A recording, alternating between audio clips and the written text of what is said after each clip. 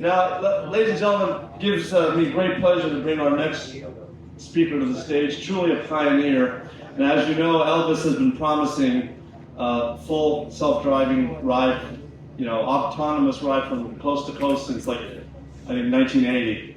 And, but this gentleman actually did it, and he's done, I think, 13,000 miles on full self-driving. I think he's driven to Alaska and then across the Bering Strait to Russia and then to Europe and then, no, I'm kidding. Anyway, ladies and gentlemen, without any further ado, Mr. David Moss, let him hear it! Hey everybody.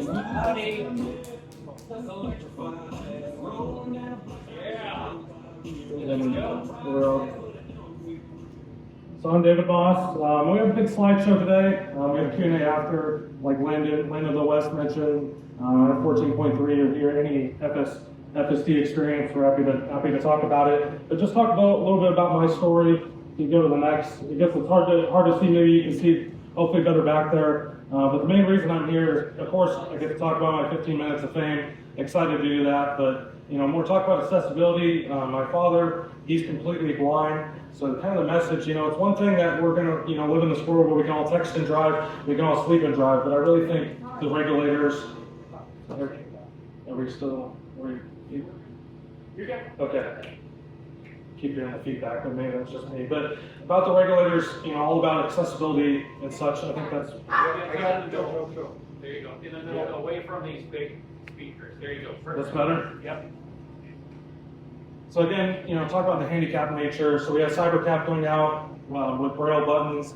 The height of a wheelchair, but that kind of thing. I think that's where the regulation is going to move forward. So it's great. We're all going to be able to drive, sleep. We're going to live in the safe world.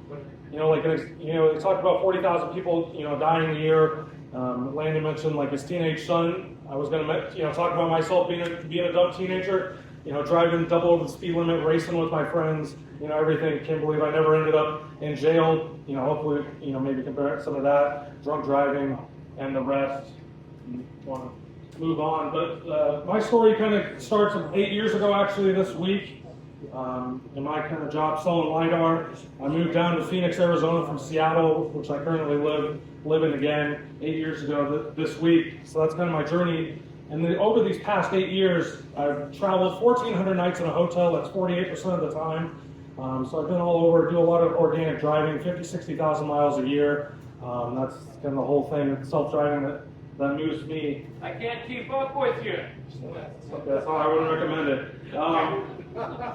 But with my organic job, funny enough, going back to my dad, I was working with him. He had a small family business. We had a LiDAR company call us, come to give us a demonstration. I thought it was the dumbest thing. I'd heard Elon with the fool's crutch, all the things, but repurposing, using this to pitch construction companies, make 3D floor plans, help make topography of the lands. Have you ever seen them scan like the Amazon rainforest that's used LiDAR, fly drones all the time? Back in my heyday, give Joe Tegmeyer a run for his money. And then kind of funny, today, the fame meets irony, the LiDAR salesman uses the vision only to go across the country on there. But my Tesla story begins in late November. I'm on this traveling and gone half the time. I put in my reservation. I'm watching the Cybertruck unveil at the Delta Lounge at Phoenix, Arizona. I'm late to boarding. I want to make sure I get my deposit in. I get my deposit in and wait all that time. I'm thinking I'm going to get to 500 miles for 40 grand or whatever the specs were. But for the next slide. But it does come. March 2024. I do wait the whole time. For my EV with the Cybertruck, love it. I always had a full-size pickup. I had a sports car usually to go along with that. When I had the Cybertruck, sold the sports car, went straight in. Best vehicle ever. Put about 50,000 miles on it. Go to the next slide. Well, before that, my first kind of story that goes somewhat viral is this is even before the election, but this is in October of 24. I was driving to a friend's house. I live in the Seattle suburbs. This is actually in Tacoma. But I was just driving on a Sunday afternoon. I go over to my friends. I think we're going to eat lunch. He texts me, "Hey, sorry, my wife made me something. I forgot. We went out to brunch. I can't remember." So I go to Dairy Queen. That's at the next intersection. Just turn in, and then all of a sudden, I'm just just scrolling on X on my phone, and then hear this big bam and get shot at while I'm in the vehicle in the drive-through from somebody in the other direction. It wasn't a road rage thing, but just an anti-Eli, or the cops thought maybe just testing out the bulletproof nature. But so that was kind of interesting. It took 3 hours for the police to come out on site. They didn't care whatsoever. No investigation. They didn't want to look at any cameras.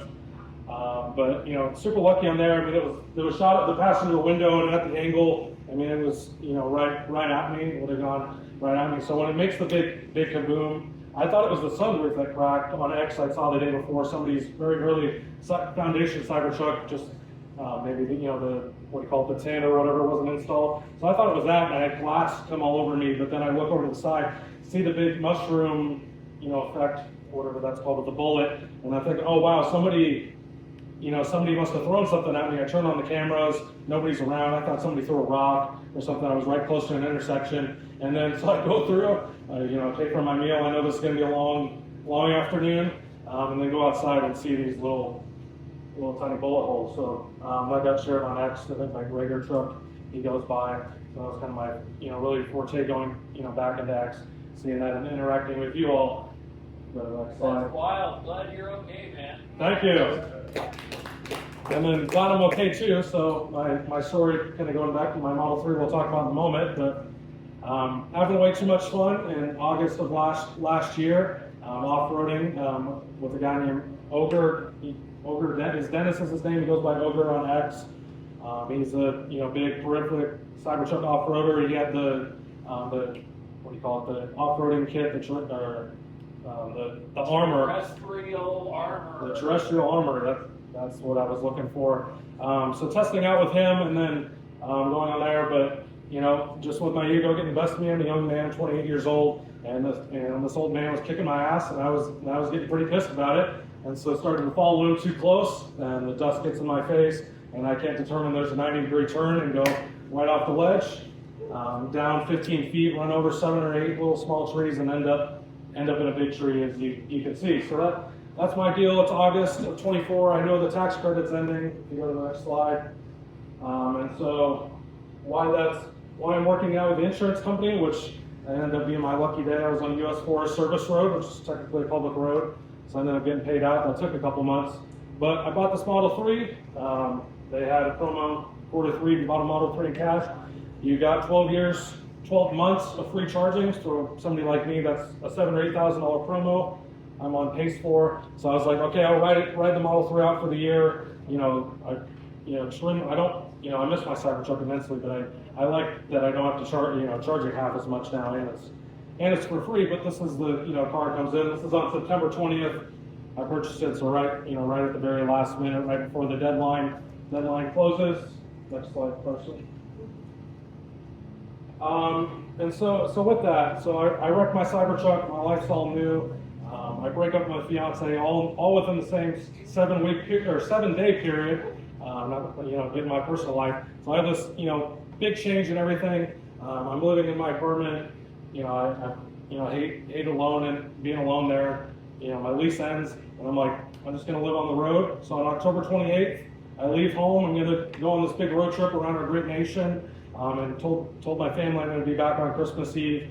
I'll see you then. So this was on version 13. So I just leave home from Seattle. I go to Calgary. I go to Chicago. It's snowing. Go all the way down to Boston, New Hampshire, and then when it starts. And then these stories. This is in New York City on the left, Madison Square Garden with my LiDAR unit, and then Field of Dreams. Kevin Costner movie. Got to scan, make a 3D model of that on my road trip. So that was pretty exciting. Do some marketing stuff. As much as I'm a fan of X, that's kind of my daily life today. With my day job, I'm on LinkedIn. Probably more than I am on X, which a lot of you is a shameful thing to say, but that's how you pay the bills. So marketing on there. Version 14 comes out. I download it on my Starlink. I'm right by the Canadian border. I wait the hour for it to install. I'm so excited to get version 14. And then 14.2 comes out. I'm in Raleigh, North Carolina. I download it overnight, install it, and then that very next day, I hear about the stats page. I go on X, and I was like, okay, let's see if we can go truly 100% today. see what it takes. I'll have the patience, and we'll go back to it. So that took me from Raleigh to Charlotte, North Carolina. It was 13 stops along the day. Saw a couple clients, went out to lunch, went to Starbucks, got a charge, and then I ended up in my hotel parking lot. They even had a parking gate. It was outdoor, but I had to grab the ticket and everything. They parked me in there. That was 186 miles that day, 13 stops. I didn't do anything at all. I was addicted on the first day. I snapped that photo of the self-driving stats page, and I sent it to everybody I knew. I'd already shut down their throats. You need a Tesla. You need a Tesla. You need a Tesla. But people I even went to kindergarten with. I mean, I sent it to so many people. I sat in that car for damn near an hour just sending the screenshot out to everybody. I was so shocked because I would do 99% of the drive. There'd be the annoyances like Landon talked about. You just want to pass, you want to take over, but truly, no human input all day long. And then next slide, Carson. We're all black.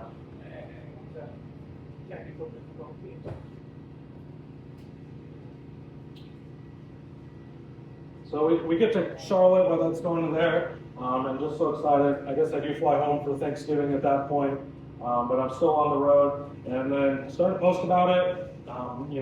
Always been an introverted guy. Post about my job on LinkedIn, like I mentioned. But just out driving, on there. So I started to post about it. I'm so excited. My goal is like, okay, we went 186 miles. Maybe we can get to 1,000. We get to 1,000. That's really cool. Sent it to Sawyer Merritt. He posted about me, anonymously. Not learned about it. But then this photo here, this is in Katy, Texas, just west of Houston at a Buc-ee's. That's when I crossed right at 3,000 miles on there. So I love Buc-ee's. And so I started to post that. That was the first one that really popped up. I have to go to the next slide. So then I start my way. I was in Houston, so I went all the way down to Miami, all the way to Houston, and then afterwards I go all the way up to Kansas City. I work my way across Denver, up north. I get into Wyoming, and I think the most impressive thing I've ever seen full self-drive do, 80-mile-an-hour winds. There's a big, huge storm. There's this 100-mile stretch. I see 6 tipped over semi-trucks. It's snowing, it's sleeting at times, and we're doing legitimately 80-mile-an-hour winds. I'm on Mad Max, 85 miles an hour, and it just kills it. It stayed in the lane the whole time, never hit a rumble strip once on there. So I get stuck in Wyoming just because of the storm, but in the next day it's still the wind blowing 70 miles an hour. It does the whole thing fine. But eventually I find my way, Ashland, Oregon. I'm almost home to Seattle. That's when I cross 6,000 miles. I'm starting to post more regularly about this on X. And then that's Elon Musk shared it for the first time. So between that and Sawyer Merritt, some other people, this post generates a little over 30 million views. And so, I won't lie, it kind of strokes my ego a little bit. And so I get home, go to the next slide. So I get home on December 24th and make that promise to my family. I'm gone this whole time other than a day or two for Thanksgiving.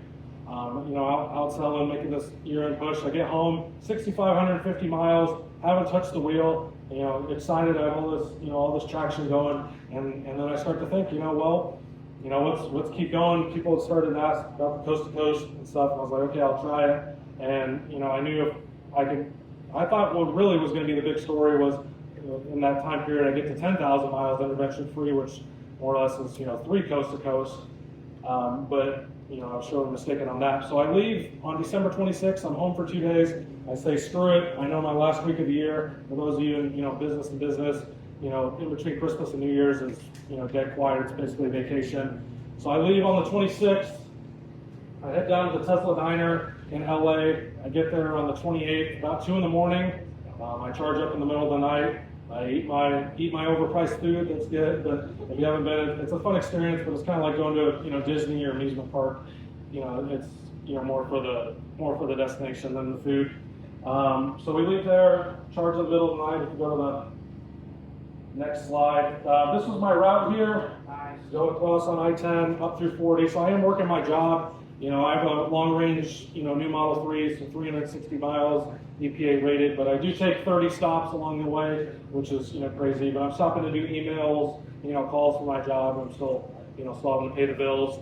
I do sleep in a hotel one night. This is not about speed on there. So it takes me 67 hours.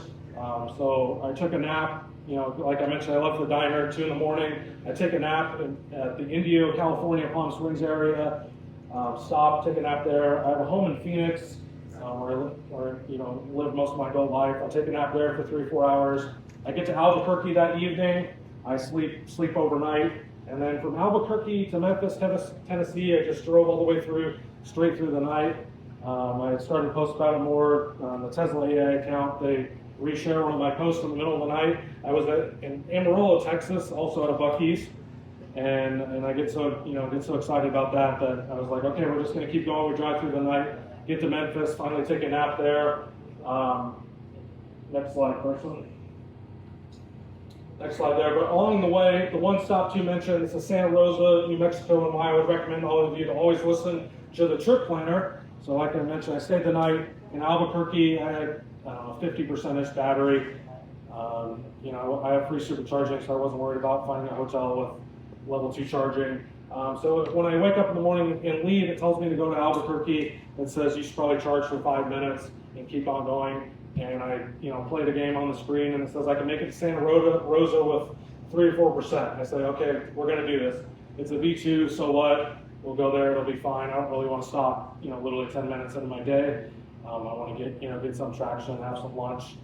So I get to Santa Rosa, 2% battery. It's a level 2 charger with a unique layout that's kind of in a 90-degree pattern. Some stalls are pulled in, some stalls are back there. And then I get there, and there's a line of 6 or 7 people, and I'm at 2% battery. And for the car, it does not know how to, it knows how to pull in a charger, knows how to park in a regular spot, but it has absolutely no idea what a supercharger line is, which is pretty unique in the first place. So I go to Dairy Queen next door, try to line it out. Eventually, get down to 1%, and we do finally get a charge, but that was kind of hectic. Multiple hour stop. Next slide. And then continuing the Buc-ee's trend, I started driving through Alabama. That's when I crossed 10,000 miles, which I was like, wow, I can't believe it. New goal. We added the digit of intervention free, and then and then this photo's in South Carolina, my second to last stop. But just kept on driving throughout the next night. Next slide. And then I found myself in Myrtle Beach, South Carolina, on December 30th, right around New Year's. It was in the middle of the night, midnight-ish, and then I found myself with this charger. Post about it. I get the post out. It's probably 1:32 in the morning Eastern. Immediately it just takes off. Tesla North America shares it. I finally go to bed at 4 or 5 in the morning. I wake up and there's millions and millions of views. And then from there it gets shared. Next slide, please. So it gets shared by a bunch of people. Last I stopped counting, it was at 100 million views between all the reshares. So Elon Musk, he shares it, writes about it a couple times, just saying, it's glad that somebody did it coast to coast.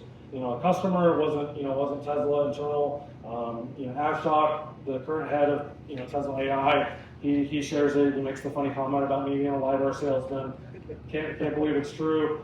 So that kind of adds to the meme of me being introduced to the LiDAR salesman today. Andre Carpathy, the former head of Tesla AI, he writes nice things about it. Kathy Wood, New York Post writes an article about it this morning. That morning, I do an interview with the local ABC news station. I get invited by Tom here in the front row to this beautiful restaurant in Myrtle Beach, South Carolina, right on the water. So if you're there, Molly Darcy's, check that out, Myrtle Beach, support our Tesla community. But pretty exciting, and Business Insider was kind of following me along the whole way, the whole second half of the trip. So real excited overnight, and I'm pumped. I do this coast to coast, and I don't even realize what I'm doing. I think it's cool for the 10,000 miles. I think it's cool to get to tell my grandchildren someday if I'm fortunate enough to have them, and then it kind of turns into its whole life of its own. Next slide, please. So I continue to drive around. The next day I go, fortunate enough to go to the Out of Spec Studios. Kyle Connor, you may watch his channel. That's my favorite guy on YouTube, and he reaches out. I get to drive on this racetrack. It's a pretty funny video. We're driving an FSD on this track. Among other things, he gets get a couple of joy rides in his Rivian. Really fun day. I keep driving around. Go to Chattanooga. and then I, go to Chicago, start to meet a whole bunch of you guys for the first time, which was, really cool. Like I mentioned, I always was the kind of guy like lurking in the anonymous on X Spaces, that kind of thing. And so, really warm welcoming from all of you. And then, so eventually I found myself a couple weeks later. This is, early January. I think it was the 16th, if my memory serves me right. I'm at 12,900 miles at this point, and then my job takes me, says you got to go up to northern Wisconsin, and you got to be at a dairy farm at 8 a.m. And so that ends up with me driving on an unplowed snow road in a Model 3. I do have winter tires, and it's doing great, but eventually, it's just time to take over. It's losing a little bit of traction, and when I arrive at the destination, this is the photos. All the the side pillar cameras in the back, completely snow filled. That's kind of the end of the story for there. The next slide. So shortly thereafter, I make it from Wisconsin and I go across. I find myself in Buffalo, New York, and then we have that big historic storm that you guys may remember, and this was in late January. And so all my work gets canceled. I start to drive home to Seattle to avoid this storm.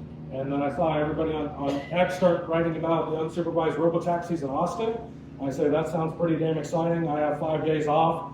I'm going to fly to Austin that evening. So I end up in Cleveland, take the first flight to Austin, and then on there. And then so I start to do my hunt for unsupervised robotaxi. It takes me not one, not twice, not 3 times, but 58 times to find an unsupervised.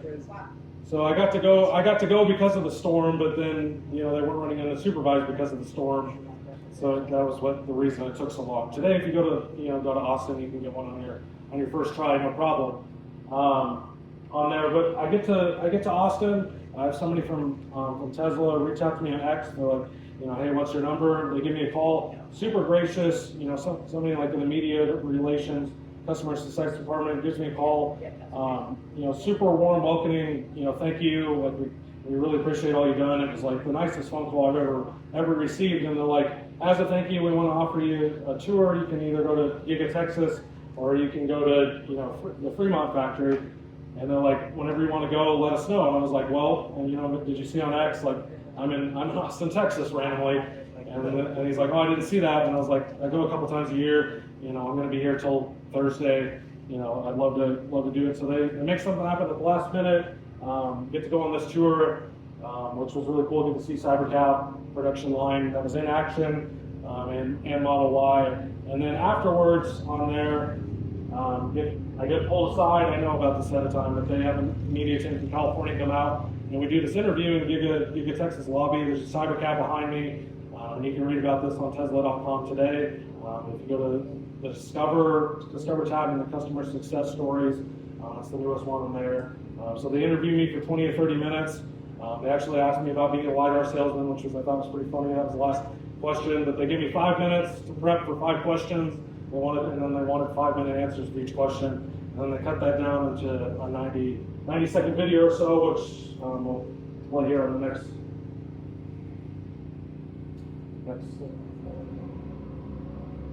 I'm David Moss, and my Tesla just recently drove FSD supervised 12,961 miles, and that included a coast-to-coast journey all the way across our great nation. It all started way back when seeing Model S, winning Motor Trend Car of the Year, all the awards, 2012. That's when I first heard about it on the scene. Autonomy, robots, the future is always something that has interested me. Just wanting to live in a world where autonomy is a thing. My father's actually blind, and something like a CyberCab here would be a game changer for him. He could get around and do the errands he needs to do. And safety is everything. Going home to see your family at night is the most important thing. It's avoided things falling out of the road. I've got things like paint buckets, multiple road kills that it's avoided. It's driven me at 80-mile-an-hour winds. It's done so many impressive, countless things. Kind of nature, just what I do. This was from late November 2025. All the way until about 2 weeks ago, mid-January, did all the driving I needed to do. It just took me everywhere I needed to go, every conference center, client I needed to take out to lunch, every hotel, any sporting event I wanted to go to. I mean, you name it, it's undescribable. I feel like the kid in the candy store. I feel like that for the whole FSD experience, but just for it to navigate, at that very first example, at the end of the 13 stops on that first day, it actually had to go through a gate, I had to grab a ticket, and it still parked itself. And you just can't help but smile. Give it a chance. You go to your local service center, you need to understand how it's safe and how it can really change your reality and how autonomy is going to change the world. That was pretty cool to see. They didn't tell me what they're going to do with the footage, so I wake up one day on X, somebody with 2 followers that doesn't even follow me tweets at me and say, hey David, I saw this is on the website, and get to see that, and so that was pretty cool. Sawyer Merritt posts about this, Elon Musk shares it, and that generated another 30 million views. But just put in perspective, this is where the self-driving is at. For 12,961 miles over a 6-week period. For most people, that's a whole year's worth of driving, without any intervention whatsoever. Not even, he took me everywhere I needed to go. Was the navigation perfect? Did it miss some turns? Did that, reroute? Of course, we're not, quite 100% there. We all have our personal preferences as well. But when an entire year's worth of driving without touching the steering wheel, doing anything whatsoever. But that's great. That got me a lot of time back. But again, I like to tie it into, when we talk about elderly people, one of the figures I was told, 600,000 elderly people a year give up driving, and those people on average live for 8.5 years. So that's millions and millions of potential customers for CyberCab or similar vehicle in the lineup.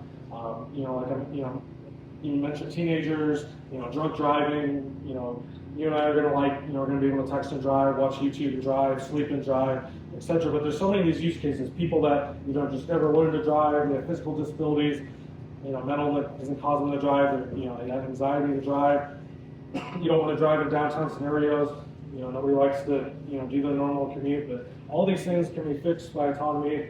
We're super, super close to it. Again, you can go to Austin today and ride in one, even, I know we don't like to talk about Waymo here, but you can go in Orlando or Miami today, you can ride an autonomous car, 10, 15 cities across the country, but it's here, but it's going to change so many lives, it's going to save so many lives.